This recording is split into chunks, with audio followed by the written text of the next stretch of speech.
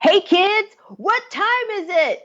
It's stir crazy time. Blah, blah. This is episode 22, baby. Deuce of the show where we sit around and talk shit about the news. And of course, you get to join us as well, being brought to you by the Real News Network. I'm your host, Kim Brown. Coming up on today's show, small businesses are not getting the necessary promised stimulus from the federal government, and many are about to fall by the wayside. But a disproportionate amount of those small businesses are owned by minorities, Black people, Latinos, immigrants, and women. Where's the money going? Well, chances are it's getting sucked up by all of Trump's rich donor cronies. We're going to have some details coming up about that. Also, workers nationwide are gearing up for many a May Day protest. The Amazon workers in Minnesota, they're getting it started off a little early. We've got some video to show you there. Also, and in addition, in Richmond, Virginia, all of the coronavirus deaths in the town of Richmond, 100% African American. What in the entire fuck is going on? We're going to get into all that as well. And listen, don't forget, of course, we love to hear from you all.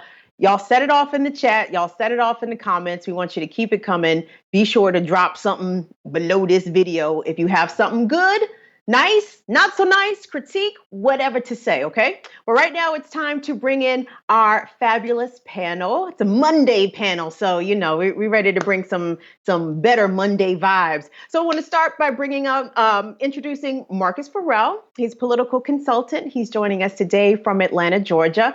Also, Lisa Snowden-McCray. She's our executive director here at The Real News. And Marc Steiner, veteran broadcaster and one of our managing editors here at The Real News. Penno, hello. Hello. I'm sorry I'm so washed out here, but my lighting is terrible today. I'll fix it next time. That's It's okay. We No know you're worries. white, Marc.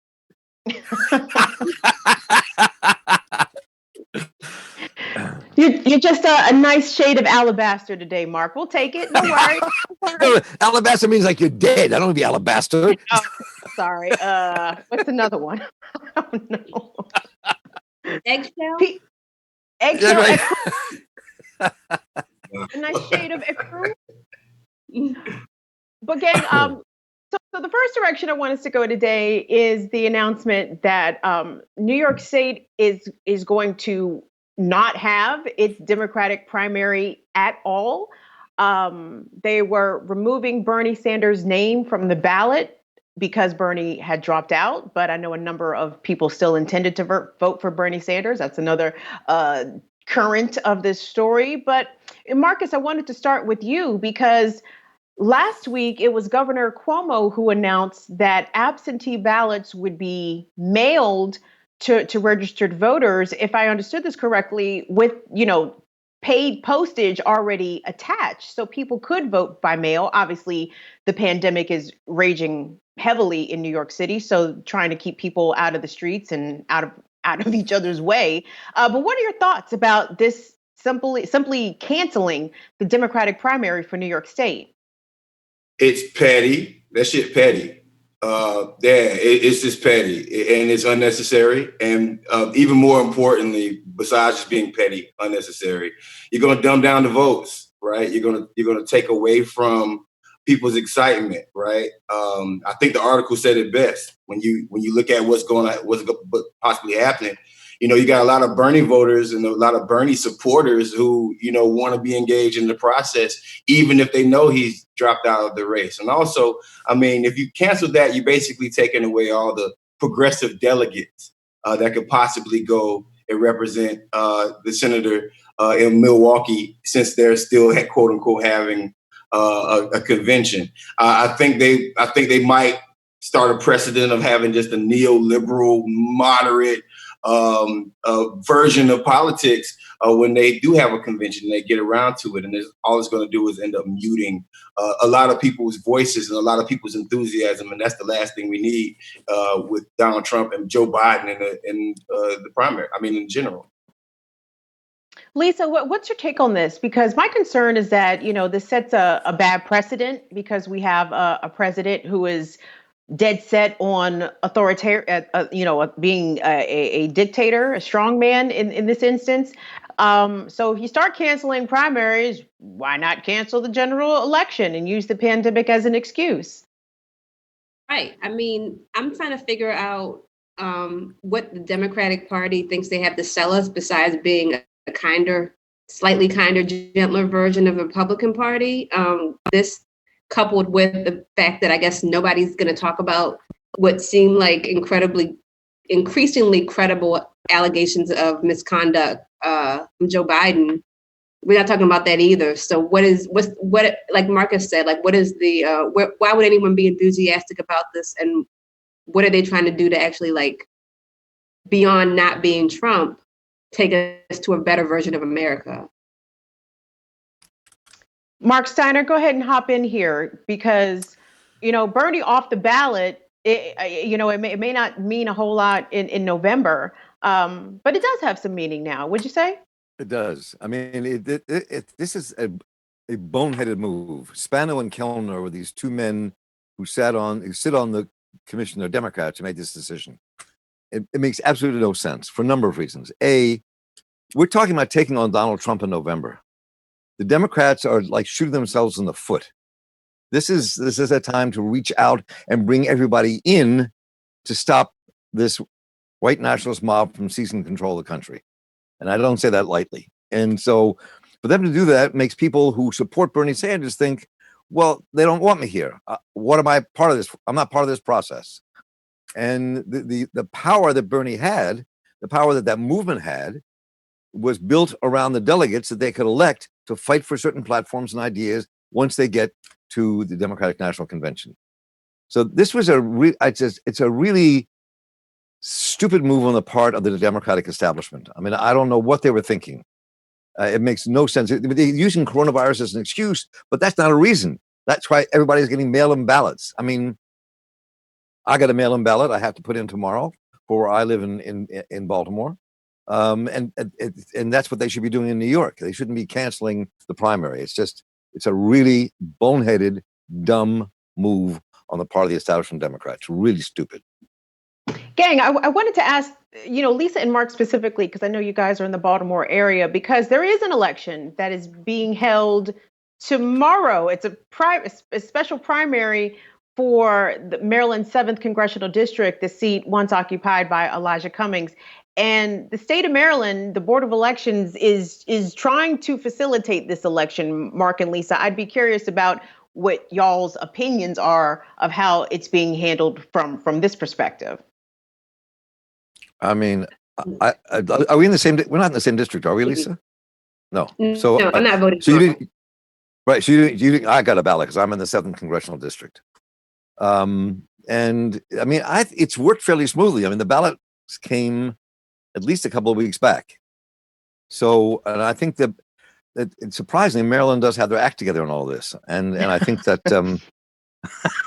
I've seen the opposite at times, but I think it's fine. And then they got another primary coming up in June, and then so this is Maryland's is really confusing because you have to vote for one of the two candidates to take over Elijah Cummings' seat for the rest of his term. Then the next time you vote, you're voting whether or not who's going to face each other in November, and then you have the November election. So it's a confusing process, but Maryland seems to be on top of it. Yeah, I'm not voting in that election, but while we're yelling about Democrats, maybe we could continue because Kwesi Mfume won that election, and Marc actually talked to Mfume last week for The Real News. I have not gotten a chance to watch the interview, but I did see the JPEG that we created, which was, what is a progressive moderate? That's not did he say that, Marc? Like, what is that? No, that's what Kwesi calls himself, and what that means to him is that he's progressive on certain social, political issues, but he's physically, and in economics, he's a fiscal. Oh, he's just letting Wall Street run people over. the cops won't run us over. That's awesome. I mean,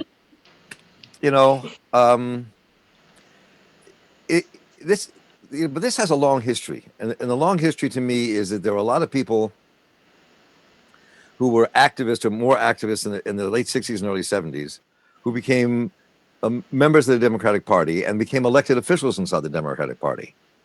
And then the party kind of consumed them completely. And so people who had really radical stances became much more moderate in their stances. And I think was part of the process. That's why this battle right now, which has its roots in that time, is so important, because the battle right now is that same battle going on inside the Democrats, but this time the progressive forces actually have more power than they ever had before.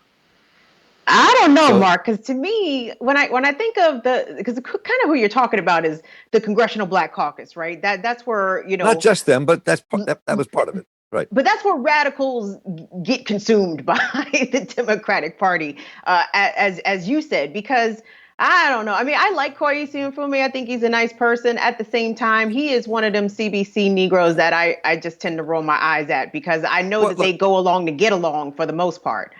But what I'm saying is, I think when you're in when you in that period of time, you had Kwesi Mfume, who was a fairly radical talk show host in Baltimore, who climbed to the top of the telephone, the flag pole in his college campus, protesting and fighting for revolutionary principles.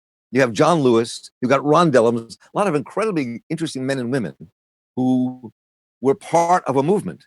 But once you got in, they might have pushed the Democratic Party slightly, and it became a party that chased out the Dixiecrats when they came in. But then what happened was that the power, that corporate power inside the Democratic Party, it just kind of turns things around and controls what you do and who you are. And so what I'm saying is that rather than, I think it's a waste for us to kind of demean the individuals so much as thinking about where we are now, which is where progressives and people on the left have more power inside the Democrats than ever before in the history. And this may be, consciously or unconsciously, one of the reasons why they knocked Bernie off the ballot in New York, because it's part of that power struggle. I mean, that's how I see it. I mean, look at that race. We had Jill Carter, who's very progressive. I'm not sure how familiar folks outside of Maryland are with Jill, but she's super progressive on, right. Policing, environment, lots of things. She lost to Kwesi Mfume. The Sun endorsed Kwesi Mfume this weekend while saying there have been Me Too allegations against him, but we hope that this endorsement will make him get his act together. So, like, as much as I wish I would love to agree with you, Mark, that progressive have power, it seems like they don't. I got a power is a struggle. I got a question for everybody, and this is real simple. When we talk about the CBC, I like to think about one thing: what came first, the chicken or the egg? Right? The CBC members don't have a lot of viable, people-powered, donation-driven campaigns like a lot of white progressives do. Right? So if you think, and I'm not giving them an excuse, right? But money kind of drives what decisions that they make, and who gets them there is there's a reason why Bernie Sanders can say whatever the hell he wants to say in DC, because he gets, millions of dollars and $2 donations in comparison to an average CBC member who, they can't fund their campaign unless some corporate interest comes to them. And I'm not giving that as an excuse, but I am going to say that once we have some of the same fundraising tools within the Black community, then you might see the CBC members actually make different decisions. But they can't even run their campaigns without some corporate interests giving to their campaigns in general. I don't know. I mean, but that's unfortunate, because they represent the demographic with the least amount of resources and in the least amount of access to wealth. So if their decisions for our community are based off how much money we can give them, I don't They shouldn't be there in the first place. Right. They should be there in the first place. But I mean, that's the problem that we're having. Maybe it's a different discussion, but how can you actually have Black elected officials run campaigns and make decisions for the community and actually have enough funding to put a television commercial up to actually get your message out? I don't know. To be honest, I wish I knew the answer to that question, Marcus, because like, we have a bunch of establishment Black folks, representing right here in the state of Maryland, people that I wouldn't really consider to be progressive. While I did admire Elijah Cummings quite a bit, I didn't really consider him to be a progressive. I mean, there was not a lot of movement in his congressional district while he was representing that district. And I'm talking about from an economic perspective specifically. But I mean, I don't know. Like I have a lot of distrust towards elected Black Democrats, especially, and Republicans too, if you can find one. But I mean, I don't know. But I want to move on from this conversation, gang, because when we talk about Black people being disproportionately, impacted negatively in a number of ways, one of those has to do with the Paycheck Protection Plan that Congress passed, the president signed, that was designed to fund small businesses. Small businesses make up nearly half of the jobs in this country.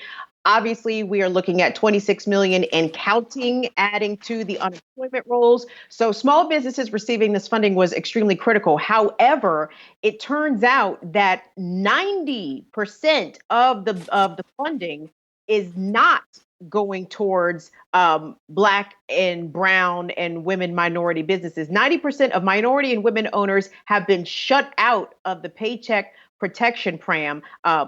Lisa, when you hear that number, and you see the stories that come on, the national news, the feel good story of, the restaurant owner who's trying to keep his staff employed. But then I don't see the barbershop owner or the hair salon owner, businesses not exclusively to Black people, but where a lot of Black folks tend to stake their entrepreneurial, post. When you hear these numbers that this money is not reaching those people, what is your thoughts? My thought is that it's not a glitch in the system. It's the system working as it was designed. It made me think about a few months ago here in Baltimore, a story that came out, it was last year. And I'm looking down at my phone because I wanted to make sure I got it right. So there was tax breaks that were supposed to be given to help poor areas across the country. Here in Maryland and Baltimore, Kevin Plank, who owns Under Armour, was able to take advantage of that and bought up a good plot of land and was able to benefit from that.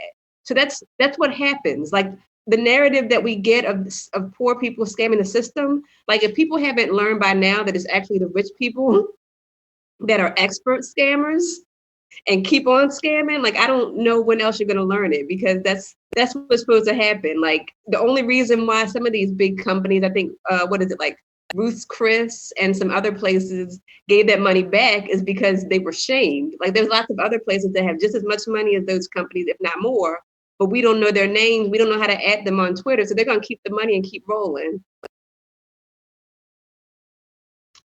Marc, when you hear these numbers, okay, so this information was obtained by the director of federal advocacy and senior counsel at the Center for Responsible Lending. It's a nonprofit group that combats abusive lending practices, and this is courtesy of CBS News. Quote, roughly 95% of Black-owned businesses, 91% of Latino-owned businesses, 91% of Native Hawaiian or Pacific Islander-owned businesses, and 75% of Asian-owned businesses stand close to no chance of receiving a PPP loan through a mainstream bank or through a credit union. We're seeing wealth transfers constantly, and this is a country that prides itself on having people come here and have the ability to create small businesses. But when we see concerted efforts, seemingly by the federal government, to defund small business owners, overwhelmingly minorities and people of color, this is again a wealth transfer from the disenfranchised back to those who have more money and more connections. I mean, look, these articles have been coming out ever since this happened. There was an article on the New York Times about, I don't have them in front of me, but it was a Black woman who owns a business in Baltimore who went to her bank, Bank of America, and wouldn't get one of the loans. And that's compounded. So that's, that it's not shocking in that if you see the further breakdown, and I don't have that in front of me at the moment, we see the further breakdown that it's the larger companies that are getting a lot of the money coming out of these bailouts, not small businesses. And and a lot of small businesses, especially businesses of color, owned by people of color, many of them don't have bank loans. They're started in different kinds of partnerships, and they don't have no relationship with the bank because the bank doesn't want to have a relationship with them. And so I think this is nothing new. I mean, this, if anything, should give us impetus to start changing the laws around banking and laws around loans and really making a difference. This is part to me of a larger conversation that I've had with Lawrence Brown around what reparations really means. And part of what reparations means is changing the nature of the laws that govern banking and finance that exclude Black folks and other people of color in this country. I mean, I think you have to take these discussions and really push them hard to places where people don't think they would ordinarily go, because that's the root of it. I mean, we all know that from the housing loans that people got after World War II to all the other processes, Social Security in the 1930s, who didn't get it and who did get it, that wealth is created in many ways. And how Black folks have been cut out of that wealth and other people have been cut out of that wealth. Well, that's why that has to be part of a conversation about what does reparations mean. It doesn't mean writing a check. It means righting the wrongs that were done so they don't take place in the future. This is a prime example of that.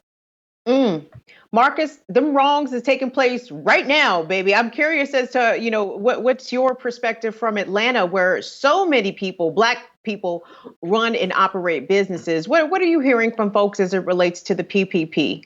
Right. So first, I want to give a shout out to reparations because we got the money for it. Right. Mm-hmm. Boom. Done. Right. Done.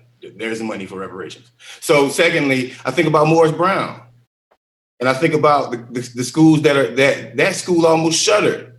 It's like they can't find funding, but yet Harvard and schools with multi-billion-dollar endowments got their check first. Banks are actually calling their wealthiest clients and telling them to line up to get this money. And meanwhile, like a business like my own or my sister's business, we're suffering, right? So what I'm seeing in Atlanta, Marc hit it on the nail on the head. This PPP this paycheck protection is the virtual redlining of saving America, but this time it has to do with loans instead of it having to do with land. They're trying to take us out. In Georgia, Brian Kemp opened up everything down here, and it's mostly the things that African Americans go to first. And then these same African American businesses can't get the loans to stay afloat, even if they open the door. So you're damned if you do and you're damned if you don't in Georgia, right? They're going to mess up the vote by mail program, right? They're going to mess up. The amount of small Black businesses, and I'm talking about this is Atlanta. Imagine a place like Cairo, Georgia. And cities in the Black Belt where you have small Black farms that are about to be affected by the lack of funding and the lack of people actually having being able to buy groceries, right? So, I mean, this is becoming a very dangerous situation for brothers and sisters and just the people in Georgia in general. And the government is not functional enough, and there's not a responsible human being up there, I think, in the White House to administer, making sure that this is fair. And I don't even think they want it to be fair. I mean, gang, the further we go along in this, I'm not one to really peddle in conspiracy theories. And I know a lot of Black-born theories about our plight have actually turned out to be true and validated by facts and records, et cetera. But on the surface, I mean, this looks like the concerted effort, like a straight up wave. Like there was an opportunity to get rid of a lot of undesirables as it relates to the white supremacy, capitalistic establishment. A lot of Black folks, a lot of prisoners, a lot of people without insurance, a lot of undocumented, and and not just take us out via the coronavirus using already pre-established health disparities, but this economic wave, Lisa. I mean, I'm horrified to think about how many people who have, weren't able to get necessarily loans from banks, as Marc said, but collected, funds from their community, from, their church family or from their actual family, and put so much of what they had into these businesses, and they are going to be left with nothing. I mean, and think about the fact that a lot of Black owned and brown owned businesses are there because those people knew that they couldn't get service or help other places. Like, we started corner stores and liquor stores and beauty supply shops because we weren't being served that way. Even me personally, I work here at Real News, and I'm very happy to do so and, collect that regular check.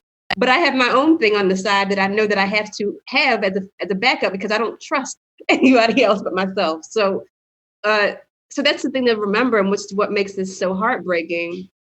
But like, I also had somebody remind me today on Twitter, was like, our government is right now run by overt white supremacists. And I feel like we kind of get used to that, like kind of like the mundane horror of that. But like when you realize that Stephen, what is his name? Stephen, whatever his name is, that Miller. terrible man. Stephen Miller. Yeah, Stephen Miller is still sitting in the White House. Donald Trump is still sitting in the White House. The Mike Pence, who oversaw the deaths of lots of members of the LGBT community, where he was, like, these people want us dead. Like, it's not even like a subtle thing. That's their political impetus. No, it's not subtle at all. Go ahead. Lisa, I'm going to say like this right here. This is what I honestly think. I think if Obama was the president right now, the coronavirus won't be as bad. But I do also think that no matter what, the system would have treated African Americans and getting those business loans the same way, even if he was there, right? So the financial aspect of it is always going to hurt us. I think the spread of the coronavirus itself would have been different because capitalism is just going to work against African Americans and Latino people no matter what. And you're absolutely and I agree. And I think that one of the things, though, I think one of the dangers with conspiracy sometimes, and theories about conspiracy, is that it doesn't get to the heart of the real issue. The issue is that what we're facing now, I don't think it's a plot against Black America or anybody else, so much as it is the systemic nature of racism in our society, and when the crisis like this happens, it manifests itself in very public ways. And I think this is also a time when that awareness leads to struggles to change it. And I think that's part of what we're seeing here now too. There's a massive struggle going on in this country right now. I think everything from what we talked about earlier with not allowing Bernie to get delegates out of New York and canceling that primary, to what we're discussing right now, are part of a huge struggle. This country is split, and there's a battle going on, and this is part of the war for a different kind of America. And I think what we're talking about this moment is emblematic of what we have to fight for. And I think it's in our face again, and every time it comes in our face, we have to push it back. We can't let it happen. Well, gang, if we were wondering where the PPP money went, as Lisa mentioned earlier, look no further than big corporate cronies of Donald Trump. And there was a really good report came out on popular.info, which is run by, I can never pronounce this guy's last name, Legum. Is it Legum or Legum? Judd. I think it's Legum. I think it's Legum. I think it's not the bean. Right.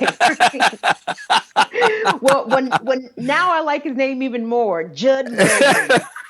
Like, say that thing. All right. So Judd has a site called popular.info. He came out with this pretty explosive report, which details that the top recipient of taxpayer funds intended for struggling small business is a man named Monty Bennett. Now, Monty is sitting on a pile of money. Okay. Monty got stacks on stacks on stacks. Maybachs on backs on backs on backs on backs. Okay, he got luxury hotels. He's a hotelier, not unlike Trump himself. Now, according to the latest SEC filings, as reported by Judd's site, show that his company has received $96.1 million. Okay, now that's not even the worst of it, because apparently, last month in March, as the pandemic was raging the economy, Monty Bennett awarded himself a cash bonus of almost $2 million. He's going to give himself another almost $600,000 by the end of the year. Okay, his total compensation for 2019 was $5.6 million. So the bottom line, the takeaway from this story, and I encourage everybody to check it out, it's on popular.info, is that this man, who is a Trump donor, who has a company that is worth tens of millions of dollars, he himself is paid millions of dollars every year. He was the top recipient of the federal taxpayer bailout for small businesses. You know, Marc, you talk about a fight, and Marcus, you talk about a fight too. How are we supposed to fight when the white supremacists keep giving each other all the money? Organize. Have to organize. Hey, Dead Prez had a verse. I'm talking about running up on them in the city halls. Got Biggie Smalls and we don't get them, they gonna get us all. I'm That's right. Up on the city hall. Yes, That's sir. right. Let's get free. Let's get free. I mean, social distancing, Marcus. I know, right? Go up and we can run up in there coughing on folks. Listen, the thing that is important to remember about this is these small business owners better be voters, man, and they need to start electing people locally, right? The people who are affected right now, it just goes back to democracy. Even in Georgia, I'm from Florida, where I saw that one of the biggest travesties in electoral history happened in when Bush got elected. And now I'm in Georgia, where they stole the election from Stacey Abrams. But here's the caveat to this is they can't steal the votes away and the registered voters away faster than the amount of people who are actually registering to vote right now. So there's some good news that's happening, but it's all about turnout. And now I have to question whether my party, the Democratic Party, wants to do things to increase the turnout. Because if you increase turnout, every time you increase turnout, you start seeing more progression, right? And eventually, we're going to have to start getting some congressmen, Democratic and Republican, but definitely Democratic, who are willing to stand up to corporate interests and actually like make provisions in there where a $96 million paycheck won't get cut and goes directly to small businesses. I wonder how many Democrats actually stalled out for that or actually fought against that. And I've heard the news. I understand that Nancy Pelosi does what she does, right? But are they fighting against these corporate interests for our benefit? And that's the question that needs to be asked. You know, Lisa, a lot of times when these big packages are being debated and negotiated in Congress, the leaks will start to come out to the media. Oh, the Democrats are stalling because they want to make sure that X provision is included or vice versa, right? But Marcus brings up an excellent point, because when you have an individual like this guy, Monty Bennett, again, his company worth $96 million, according to his corporate fact sheet. They have applied for an additional $30 million in federal tax-funded bailouts. Somebody within the halls of power has to step up and say no, that this cannot be allowed to fly. And when we have such an enormous stimulus being passed in a relatively short amount of time, but a long period of time, because people are suffering and waiting for this money, whose responsibility is it to make sure that there is oversight as to who gets this money and how this money is spent and how it gets to the people that need it the most, not Monty Bennett? Well, I mean, Kim, I think we can all sleep good at night knowing that these very wealthy politicians who have been wealthier for longer than probably most of us have been alive on this panel, they're excellent gatekeepers. And I'm sure that none of these wealthy people, they're not donating to them. So it's all fine. You don't have to worry. basically we need, again, like we need more regular people and less of these rich people to be the gatekeepers, or else I don't even think that these people understand that like giving money to these rich people is a bad thing. And as an aside, I have never actually been rich, but is there ever a point when rich people are like, you know what, I'm good, I got enough money? Like, does that ever happen? Does anyone know? If I got $5, I want 20. Yeah, but it's a big difference between $5 and $50 million. $5 million, right? You know what I mean? How much can you even buy?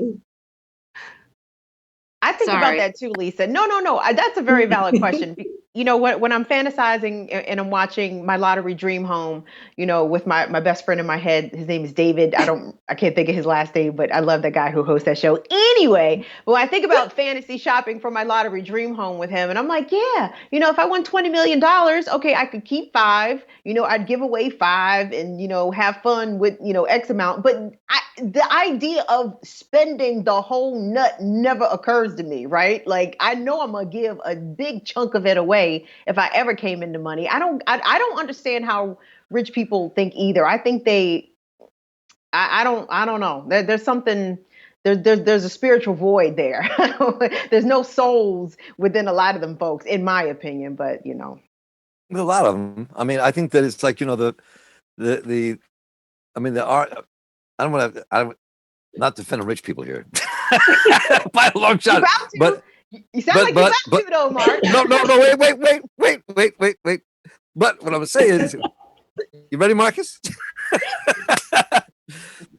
is that this capitalist system that we're living in, that dominates, they're there to protect themselves, and they're also, this system is built to protect them and their money. And they'll go, oh no, wait, I need that $30 million because I'm making sure workers have their jobs, which is complete BS, because that's not what they're doing. Right. But there are people, you know, I know folks of means who are wealthy, and some of those folks are in the midst of pouring a ton of money into left-wing movements and putting a ton of money into people's lives, and they're actually trying to do some good. The majority of people of wealth could care less about anybody else. And, you know, they think they do their noblesse oblige by writing a check to the symphony. That takes care of things. Or the homeless shelter. That takes care of things. And it also has to do with the system we've had in this country. I mean, you have to, if you can't overthrow capitalism, you better control it. So go ahead, Marcus. If you think about it, you have the federal government giving a man millions of dollars who took $2 million out of it and put it directly in his pocket, so he can then go right back around and donate to Donald Trump again next time. So it's an endless cycle of capitalism and electoral politics, and you know, you're donating unlimited amount of money to these PACs. It's obviously brings up the conversation of you have to be a human being to be a voter. And PAC should have some sort of limitation, but that's not this conversation. But it's just amazing how the cycle goes, where these folks are taking advantage of one of the most dangerous of situations in American history. Gang, we've got some comments from the comments. Mitch Clark says, Democrats don't care about beating Republicans. All they care about is maintaining their alliance with big business.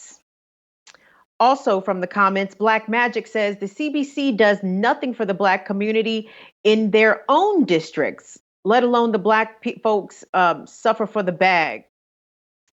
Black folks do be suffering for the bag, baby. I'm trying to tell you. Here's another one. Jertly Cools says, forget scandal. Look at Biden's policies. He pretty much built up healthcare. Wait, and we have a couple of more. Hold on. Oh, my guy. He always hits us up. 206 War Eagle, the paycheck relocation program. Yes. Man. Oh, baby. So where we want to go next, gang, is sort of circling back to whether or not coronavirus is decimating the Black community, which it appears to be. April 15th, Virginia Public Media published a piece that shows that 100% of the coronavirus deaths in the city of Richmond, Virginia, have all been African American. All of them have been Black. 8 people have died as of April 15th. I'm sure that number has changed, but this story was making its way around the social media sphere because it's another example in another city where Black folks make up 62% of the population in Richmond. Richmond's a very Black place. But it's not 100% Black, okay? It did not need to be making up 100% of the coronavirus deaths from that 62% of a Black population. You know, Marcus, we've seen this really around the country, in Detroit, in New York, in lots of other places where Black folks are being killed the most by leaps and bounds by coronavirus, relative to how much we make up in the population. So while we already know that there was a number of health disparities that predispose African Americans to being affected by this worse than other communities, especially, you know, the white community, what can we learn here from what's happening? Because I mean, this is a quiet genocide. I hope it gets louder in terms of how many people pay attention to it and try to address some of these things. But seriously, we are seeing thousands of Black folks in their prime being taken down by this virus. I'm scared as hell. You know, it's funny. All female humans most of them have a capability of having a child. Yet the Black ones are the ones that have the highest, you know, infant mortality rate. This is explained by just the current healthcare model is just racist. I mean, it is what it is. And, you know, I'm all for Medicare for all, but I'm also like Medicare for all with equity, right? You got to think about what it looks like locally in places like Richmond and places like, you know, South Atlanta, where, you know, our hospital systems aren't necessarily the best. And if the state has an opportunity to get funding or get equipment to some of these hospitals, they're going to go to the rich and wealthy hospitals first. And that's just it's just a factual thing. We receive our healthcare less. Our nurses and doctors don't believe Black pain and Black suffering. That's a factual thing. They think that we are more adverse to pain and suffering than anyone else. They even have a stat somewhere I saw where our X-rays come back slower than other people. I don't even understand how that even happens, right? So we're at a place right now where it's just exposing what America already is, and that is the people with power take care of the white established folks first, right? I'm pretty sure Richmond has, and we can look this up later on. I didn't get the opportunity to, but I'm pretty sure Richmond has the Black hospital and the white hospital. And I'll be interested in taking a look at what that looks like and what the healthcare is in that city. Lisa, I feel like coronavirus is the fire that started smoldering in the basement, and then all of a sudden it spreads to all floors of the house. You can see the fire coming out the windows, and the firefighters arrive, and they'll be like, "Oh, it's Black people in there? Psst, don't even worry about it, Chief." You know what I mean? Like, I feel like we are being, as a community, we are being left as the sacrificial lambs of coronavirus. Like, we are the ones that those Republican and conservative lawmakers are saying, go out there and suffer for this economy. It is us who is suffering. It feels like, as you, Kim and Marc, know, we have a meeting, an editorial meeting every morning for the Real News. And it's just like the stories that you guys bring to the table have really highlighted for me for a few months now how the coronavirus came in and exposed and took advantage of every single crack and weakness in our society. And, you know, the story of America is like the biggest cracks and weaknesses have been for Black people and for Native people. And in that same vein, like, look at the people who are being literally ravaged, like you said, Kim. The Black community, the people in Richmond, and we can't forget our brothers and sisters, you know, in the Native American and the Indigenous community who are also being ravaged just as badly. 100% correct, because in the state of Arizona, I know native populations, in terms of coronavirus infections, I think make up 3 times their own population in the state of Arizona. And again, native people are feeling this disease extremely hard. And Mark, I know we don't want to traffic in conspiracies, but it's 100% fact that it's 100% fact. That Black people don't have the same access to healthcare in this country, Right. going back many a generation. So when we look at this virus and how it's raging through African American communities, I mean, this is just, I guess, something else on the checklist where government officials just sort of shrug and be like, "Oh, what are you going to do?" I think there was an article in the New York Times on Sunday about 2 hospitals in New York City. One that's uptown Manhattan, and the other one, if I'm correct, was in Brooklyn.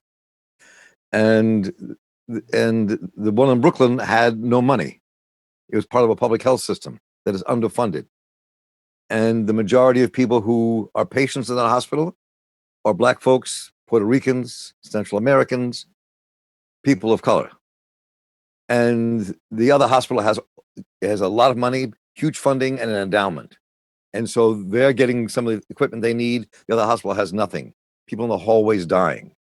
And I think that speaks to the heart of what we're facing, And I think that, again, I mean, this pandemic, which is killing, which is deadly and vicious, should be teaching us some lessons about what to do when we get out of this, what to be fighting for, and what to change.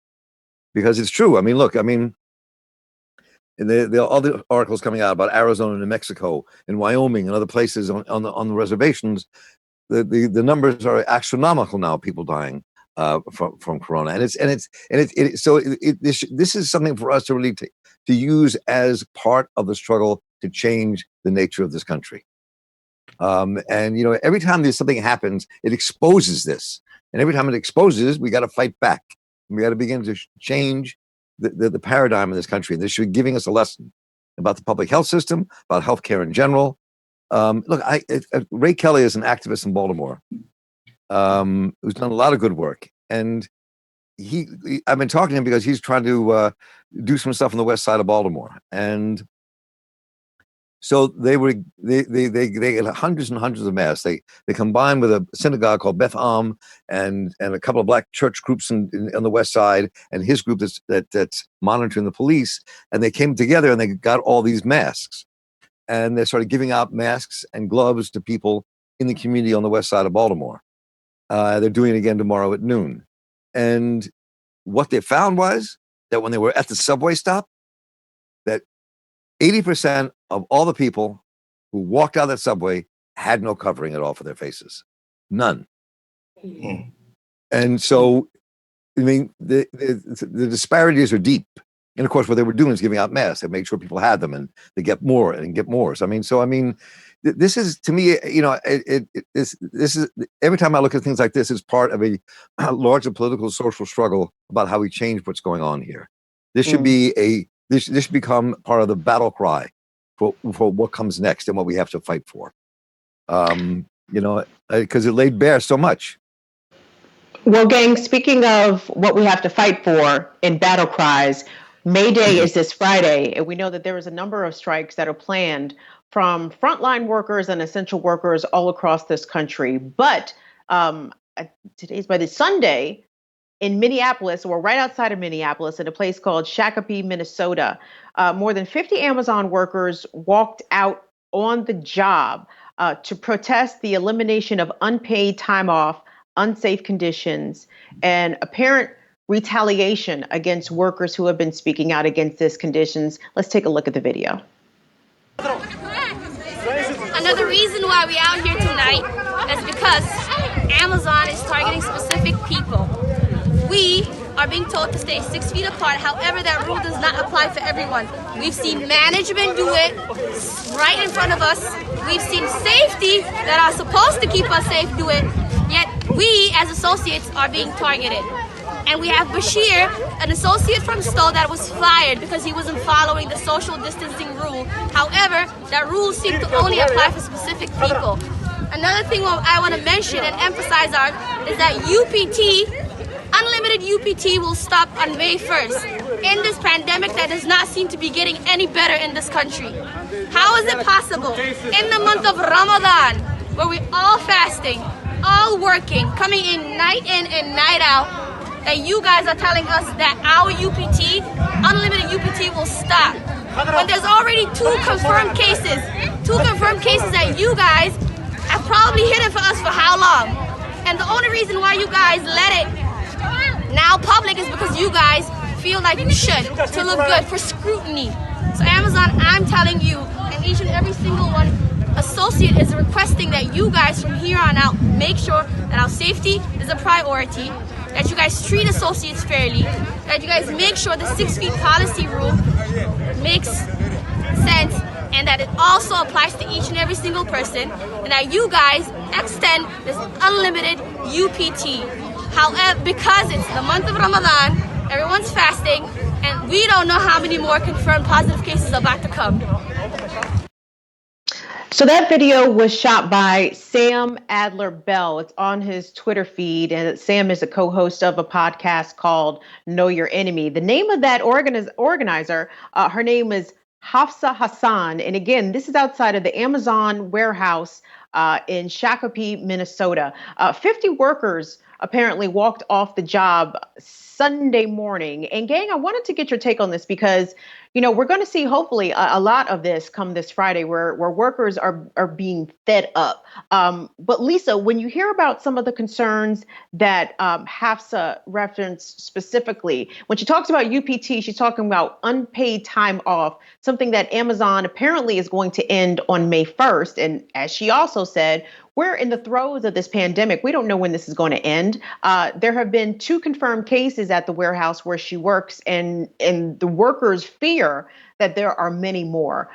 So what is your take about what's happening in her specific instance, and the likelihood that really labor and organizing is going to have some victories throughout this pandemic, because these people are essential, and that is being made crystal clear with each passing day?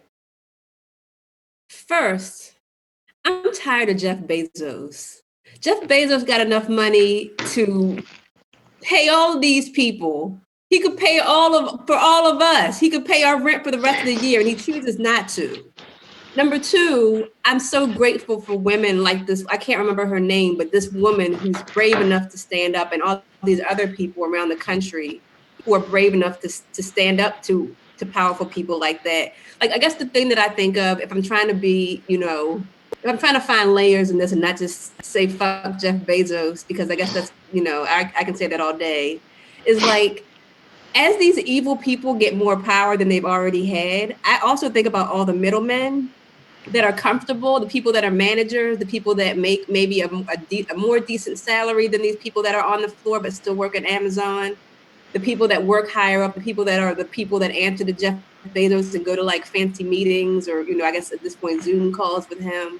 Y'all just gonna all like, y'all are gonna be as evil as this man who's not giving you any extra money. Like, there's so many people that are willing to accommodate power, and that's just another thing that like keeps me up late at night. Like, what do these people really have to benefit? It's like, okay, you're gonna take your $40,000 a year salary and screw over these people that are on the floor making, you know, $11, $10 an hour. And I'm just like, there's just so many reasons for me to be disgusted. And I'm sorry, y'all. I feel like I've just been negative this whole show, but everything feels terrible. Listen, everything sucks, Lisa. Listen, everybody's terrible. Like, you just letting yourself get bought off for like a freaking $60,000 a year job, $100,000 a year job. Jeff Bezos don't give a fuck about you either. Marc, have y'all remember Office Space? Y'all remember Milton? Yeah. Yeah, y'all remember when they fucked with that man Stapler? Sometimes you got to burn some shit down, right? It's that simple, right? Sometimes you just got to burn some shit down. And even if it's not burning it down, like, I hope there ain't no scabs. I hope people ain't gonna cross those lines. There needs to be a wake-up call across America when it comes down to, okay, you guys aren't protecting us, so we're gonna protect ourselves. That sister was strong in her advocacy. And And they heard, somebody in that building heard what she had to say. Because, when you lose 50 people, and I wonder if everybody walked off the job or was it just 50 people? That's something that I would like to find out. But when you lose 50 people, you stop production. When you stop production, that means that people aren't getting their packages. When people aren't getting their packages, that means that Amazon's getting called, and that middle management is going to have to figure out something. So, you unionize. And even if you don't have a union, sometimes you got to shut it down. Don't let them fuck with your staple.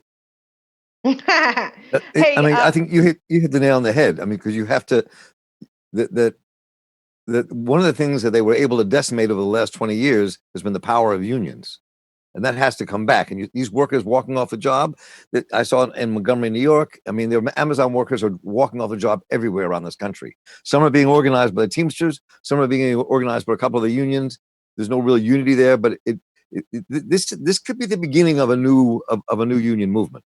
And I think that COVID has got making people stand up as they should. Right now, this is also part of the whole thing where they're trying to kill the post office. You kill the post office, which is what they really want to do. They've been trying to do for the last 40 years. You kill the post office, and then who gets the money? Amazon, UPS, to do all the deliveries. And there is no more post office. And so, these things are also connected. And the post office is unionized, and the post office is made up of people of color and veterans. So, I mean, these things are not disconnected. Mm-hmm. Gang, one last thing that Ms. Hassan told Sam Adler-Bell, she said, quote, Amazon is forcing us to make an impossible choice between keeping our families safe or losing our jobs. Amazon has utterly failed to protect workers like me, potentially putting not only us, but our families, neighbors, and customers at risk. This is the last straw. I can't wait to see what happens on Friday for May Day protests. But speaking of Friday, gang, we are going to debut a documentary here on The Real News on Friday, and it's marking the 5-year anniversary of the death of Freddie Gray and the subsequent uprisings that happened in Baltimore. And Marc Steiner, I know that you were intimately involved with this doc. I think we have a clip. Do we have a clip? Can we? Let's run the clip real quick. I have to say that the killing of Freddie Gray, it was not right. I mean, I miss him so much. So many people there at his funeral. I was glad that he had so much of love and support. It really was a watershed moment. Baltimore has a long history of uprisings, of rioting, of people pushing back, of racial conflict in many ways. The culmination of not only the long arc of Baltimore's history playing itself out repeatedly, but also the Black Lives Matter movement with the non-indictments of the officers that killed Mike Brown in Ferguson, the officers that killed Eric Gardner in New York. 400 years of resentment built up in folks, and everybody, every community, every person has a breaking point. Police the police because they cannot police themselves. Marc Steiner, so much has happened in this city since the murder of Freddie Gray and when the people took to the streets to let everybody know, really around the country, around the world, that Baltimore was sick of this shit. So talk to us about this project and what people can expect when it debuts on Friday. Well, so let me just first say that Erica Blanc-Danois and Cameron Grandino and I have been working on this project for the last several weeks. And part of it is looking back 5 years ago what happened, but as importantly, analyzing and looking at where we are now, how far have we come or not come, and hearing the voices of people like you just saw in that clip, the Reverend Eva Brown and Lawrence Brown and others who are talking about things that how we could change things, how this world could actually change on the heels of what happened and why it has not. And so we're going to be showing this video production that has some really good guests and great footage and some new ideas about what could be happening instead of what is going on. And then we're also going to open it up to a panel discussion and live chat for people across the country and across the globe to join us with their ideas and thoughts about where all this is. I mean, it is, as you'll see in one scene in there, it's been 5 years, and the place where Freddie Gray grew up is called Gilmore Homes, which is a public housing project in Baltimore. As example, they're tearing that down. It's also right across the street from Tubman House, which our own Eddie Conway and others created in response to all of that, and to build something new for the community with a garden and more. Is right across from there. But they're tearing Gilmore Homes down. They're tearing it down, leveling it, but leveling it and with no provisions for where people can go. Yes, I mean they can give them vouchers to go to an apartment, but nothing that's the stability of like a public housing project that they're wiping out. And that's all part of the gentrification and what they're trying to do in this city. So we're going to cover all that stuff in the course of this short documentary and discussion that'll take place Friday. We have to remember what happened then, and also who Freddie Gray really was. It is part of it's. Let me just close with this thing about that. One of the things that struck me as we were doing this is that we're in the middle of this COVID pandemic, and Freddie Gray was the victim of two other pandemics. Freddie Gray was the victim of a pandemic of this dystopian world of inner city poverty, where deindustrialization and isolation of poor working class Black people in cities, and the pandemic of lead poisoning, which destroys the mind, which destroys the immune system, which cripples people. And Freddie Gray was also a victim of that lead poisoning. So the connections we have between this pandemic we're facing now and the pandemic that Black folks have been facing for a long time. That'll all come out Friday, but also with Questions of Hope, 7 p.m. on Friday night, live. I'll be watching. I'll be watching. I definitely am going to tell some folks about it. I think about since the moment that the uprising in Baltimore happened, as an organizer across the nation. My first cousin was killed. His name was Jonathan Ferrell. He was shot and killed in North Carolina, right? And when it's starting to get to the point where everybody knows somebody who was harassed or beat up by the police, right? And Baltimore is no different from Atlanta. Atlanta had Oscar Grant. So, we still have a lot of work to do. And I'm hoping that we can find some elected officials that will actually start changing some laws federally and holding police officers accountable. La lucha continua. Lisa, go ahead, baby. I guess I was going to say I'm just super proud that this documentary is coming out. I think it's important. A lot of times we don't just do Baltimore journalism at Real News, but I think it's so important that we are physically here in Baltimore, because the stories of what happens in Baltimore they reflect what happens in Atlanta. They reflect what happens in California. They even reflect what happens in Israel and Palestine and Germany, all over the country. So I think it's really important that we talk about Freddie Gray and, put out this kind of journalism. I'm just really happy that Marc and Erica and Cameron took this project on. Absolutely. Well, gang, don't forget that will air and premiere right here on our YouTube channel on Friday. So keep watching this space to find out when that is. Well, when Friday is. Is that's your voice in my ear, Mark Steiner? I'm like, who in the hell? Where's the guy coming from? Like, what the hell? Listen, all right. Well, listen, Friday at 7 p.m. Yes, I'm like. Anyway, I apologize, gang. Yes, Friday at 7 p.m. is when you can find the debut of this documentary that was produced by The Real News. So definitely set a reminder for that. Well, folks, that wraps up episode Deuce of Stir Crazy. I'd like to thank our panel for joining us, Marcus, Lisa, and Marc. Thank y'all so much for being here. As always, you are welcome back anytime. Thank you. Sorry, I was so guilty. It's all good. And listen, gang, if you're watching, thanks for all the comments and all that. Don't forget to like and subscribe to us here at The Real News. And I want to send special shout out to whoever said I look like Aunt Viv on Friday. I ain't forgot that shit. And I know you wasn't talking about cool Aunt Viv. You wasn't talking about Janet Hubert. You saying I look like Daphne Maxwell Reid. They try to play me as light-skinned Aunt Viv. You're the replacement. You're the replacement. Man, listen, there's only one Aunt Viv. Janet Hubert, dark-skinned Aunt Viv, the only Aunt Viv that matters, and I don't appreciate somebody trying to label me as all skin lamb Aunt Viv, and I'm gonna leave that right there. No, she was like epic. No, dark skin Aunt Viv was epic, not the light skin Aunt Viv. Okay, fine.